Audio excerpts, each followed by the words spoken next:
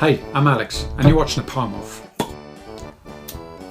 I know it's hardly current affairs, but wasn't that story about VW rigging emissions fucking hilarious? Well, maybe not so much if you own one. The thing that was amazing is that they thought that they could get away with it. For those who aren't exactly sure what happened, all car manufacturers are expected to keep their car emissions down below a certain level, and most certainly do. And of course, those that exceed them will have something to brag about. Basically, that VW promised that their diesel cars were below the bar by 50%. Sung about it in all their adverts. I think it's beautiful, but aren't diesels dirty? Made a big deal of it.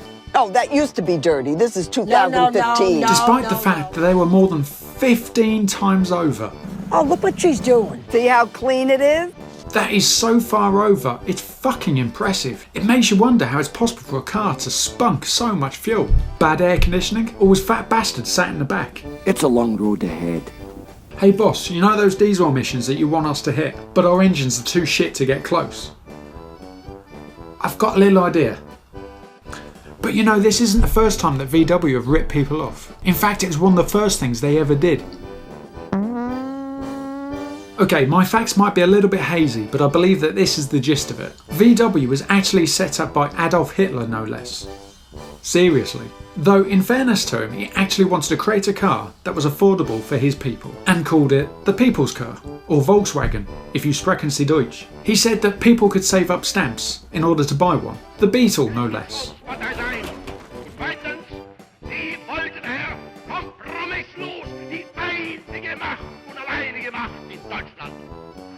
It was such a good idea, he soon realised how much money he was raking in, and instead used it to fund a war.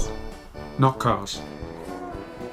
Anyway, the funny thing about all this rigging is how the American government has kicked up such a fuss. They don't really give a shit about emissions. It's well known that their oil industry had a gig going with the motor industry to keep making big cars with bad engines. But what the American government do care about is the fact that all their diesel car engines come from Europe. They're not made in the States. And as stupid as VW have been, this has all just been a convenient way to get the people to buy American again. Also in the papers was that Switzerland banned all sales of VWs. But no one gives a shit about that. Still, American sales are up. Happy days.